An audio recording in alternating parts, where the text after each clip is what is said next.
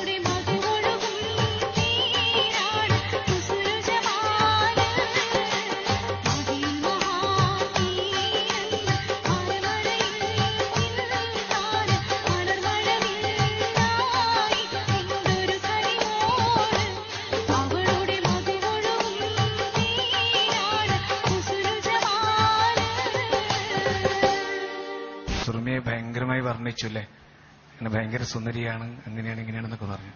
അത് തന്നെയാണ് ഈ കവിതയിലും പറയുന്നത്, പാട്ടിലും പറയുന്നത് അല്ലേ. എന്താ പറയുക, വേറൊരു സുന്ദരിയെ പറ്റിയാ പറയുന്നത് അല്ലേ. മലർമഴവില്ലായിട്ടുണ്ടൊരു കനിമോള് അല്ലെ, ബദറുൽ മുനീറിന്റെ കഥ സ്വാംശീകരിച്ച ഒരു ചെറിയൊരു പാട്ടാക്കുകയാണ്. പക്ഷെ അതിലെ വരുന്ന ഞാനിങ്ങനെ അത്ഭുതപ്പെടുകയായിരുന്നു. മലർമഴവില്ലായിട്ടാണ് ഒരു കനിമോൾ ഉണ്ടാകുന്നത്. അത് കഴിഞ്ഞ് അവളുടെ മധുവൊഴുകും പേരാണ് ഹുസ്നുൽ ജമാൽ. അപ്പൊ ഞാനിങ്ങനെ പെട്ടെന്ന് ഈ വരി കുറിച്ചു വെക്കാൻ കാരണം നിങ്ങൾ രണ്ടുപേരും ആദ്യം സുറുമിയെ കുറെ വർണ്ണിച്ചുകൊണ്ടാണ്. ഒരു പാട്ടുപാടി പോകുമ്പോൾ പലപ്പോഴും പാട്ടുകാർ പോലും ആലോചിക്കാറില്ല ഇതിൽ ഇങ്ങനെയൊക്കെ ഒരുപാട് അംശങ്ങളുണ്ടെന്ന് ആലോചിക്കാറില്ല. അതിന്റെ ഒരു ഈണം, അതിന്റെ ഒരു താളം, അതൊക്കെ നമ്മൾ ആകർഷിക്കുന്നു, അത് നമ്മൾ പാടിപ്പോകുന്നു. പക്ഷെ എന്താണ് ഈ എഴുത്തിലുള്ള, സാഹിത്യത്തിലുള്ള, നമ്മൾ പറയും സംഗീതമപി സാഹിത്യം എന്ന് പറയും. സംഗീതവും സാഹിത്യവും സരസ്വത്യാഹ സ്തനദ്വയം ഏകമാപാത മധുരം അന്യതാലോചനാമൃതം എന്നാണ് നമ്മൾ പറയുന്നത്. സരസ്വതി ദേവിയുടെ 2 സ്ഥലങ്ങളാണ് സംഗീതവും സാഹിത്യവും എന്നാണ്. അപ്പൊ ഇത് പരസ്പരം ബന്ധപ്പെട്ടാണ് കിടക്കുന്നത്. ഇത് ഈ പാട്ടിന് വേറെ പ്രശ്നമുണ്ട്. ഇപ്പൊ കേരളത്തിലെ മാപ്പിളപ്പാട്ട് ഗായക സംഘങ്ങളിലെ എല്ലാ ആളുകളും ഈ പാട്ട് പാടിയിട്ടുണ്ട്. ഇപ്പോഴും ഗാനമേളയിൽ ഈ പാട്ട് സജീവമാണ്. രണ്ടാമത്തെ കാര്യം, മോയിൻകുട്ടി വൈദ്യർ ബദറുൽ മുനീർ ഹുസ്നുൽ ജമാൽ എഴുതിയതുകൊണ്ട് ഇപ്പോഴും പലരുടെയും ധാരണ ഈ പാട്ട് വൈദ്യരുടേതാണ്. ഇപ്പൊ കുട്ടികളൊക്കെ മത്സരത്തിന് വരുമ്പോൾ മഹാകവി മോയിൻകുട്ടി വൈദ്യരുടെ ബദറുൽ മുനീർ ഹുസ്നുൽ ജമാലിന്റെ വരികൾ എന്ന് പറഞ്ഞുകൊണ്ട് ഈ പാട്ട് മഹാകവി എന്ന് പി.ടി. അബ്ദുറഹ്മാനെ വിളിച്ചാൽ കുഴപ്പമില്ല, പറയാം. പക്ഷെ അതല്ല പ്രശ്നം, വൈദ്യരുടെ പാട്ട് എന്ന് പറയും. അപ്പൊ ഇപ്പോ നമ്മുടെ ഈ പരിപാടിയിലൊക്കെ അതൊക്കെ ഒരു വലിയ തെറ്റിദ്ധാരണ നീക്കാൻ സാധിക്കുന്നുള്ളതാണ്. ഹുസ്നുൽ ജമാൽ എന്നൊക്കെ കേൾക്കുമ്പോൾ ആ ട്യൂണും ബദറുൽ മുനീർ ഹുസ്നുൽ ജമാലിൽ ഈ പാട്ടില്ല. മോയിൻകുട്ടി വൈദ്യരെ മാലയിൽ ഇതില്ല. ഇത് പി.ടി. എഴുതിയിട്ടുള്ള അതൊരു കാരണം, എഴുതാൻ കാരണമുണ്ടായി. പഴയ മാപ്പിളപ്പാട്ടുകളൊക്കെ ഉണ്ടാവാൻ ഒരു കാരണമുണ്ട്. വള്ളിക്കുന്നില് ഒരു കിണറിലെ വെള്ളത്തിന് എന്തോ ഒരു ദിവ്യ ഗുണം ഉണ്ട്, അത് വലിയൊരു ഔഷധമാണെന്നൊക്കെ പറഞ്ഞിട്ട് ഒരു പ്രചരണം ഉണ്ടായി. അങ്ങനെ ജനങ്ങളൊക്കെ ഓടൽ തുടങ്ങി. അപ്പം ആ കാലത്ത് ആ വെള്ളത്തിനെ പറ്റി ഒരു പാട്ട്, വള്ളിക്കുന്നിലതാ വെള്ളത്തിന്റെ കഥ കേൾപ്പീരെന്ന് പറഞ്ഞിട്ട് അതിനെപ്പറ്റി വർണ്ണിച്ചിട്ട് അതിനെതിരിലൊരു പാട്ട് വന്ന്, തിക്കി തിക്കി വള്ളിക്കുന്നിൽ വെള്ളം മുക്കാൻ പെണ്ണുങ്ങൾ തിക്കാനും തിരക്കാനും അയച്ചിട്ടല്ലാണുങ്ങൾ, അങ്ങനെ വന്നു. അപ്പൊ അതിനൊക്കെ ഓരോ കാരണങ്ങളുണ്ടായി. ഈ കത്തുകൾ എഴുതിക്കുക, അതിന് മറുപടി ഇങ്ങോട്ട് എഴുതുക, അത് എഴുതിയ കവി വേറെ, അവിടെ ഇങ്ങോട്ടുള്ള കവി വേറെ. ഇങ്ങനെ നല്ല നല്ല നല്ല അന്നത്തെ ആ വാക്കുകൾ വളരെ സിമ്പിളായിട്ടുള്ള നമ്മളെ നാട്ടിൽ പുറത്ത് ഉപയോഗിക്കുന്ന മുസ്ലിം പെണ്ണുങ്ങൾ മാത്രം ഉപയോഗിക്കുന്ന ചില വാക്കുകളാണ്. സുറുമി നന്നായി പാടി. സുറുമി നമ്മൾ ആദ്യമായിട്ട് ഇവിടുന്നപ്പോ കാണുന്നല്ലേ? ഇവിടുന്നല്ല കാണുന്നത് ആദ്യമായിട്ട്? ഇതിനു മുന്നേ കണ്ടിട്ടില്ലല്ലോ? ഇല്ലില്ല.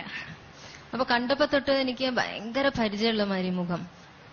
അപ്പൊ ആലോചിച്ചപ്പോഴും എനിക്ക് പിടിയിട്ട് മാമുക്ക നമ്മളെ പഴയകാല വിധുബാല ഇവരുടെ ചായ ഇല്ല സുറുമിക്ക് നന്നായിട്ട് വിധുബാല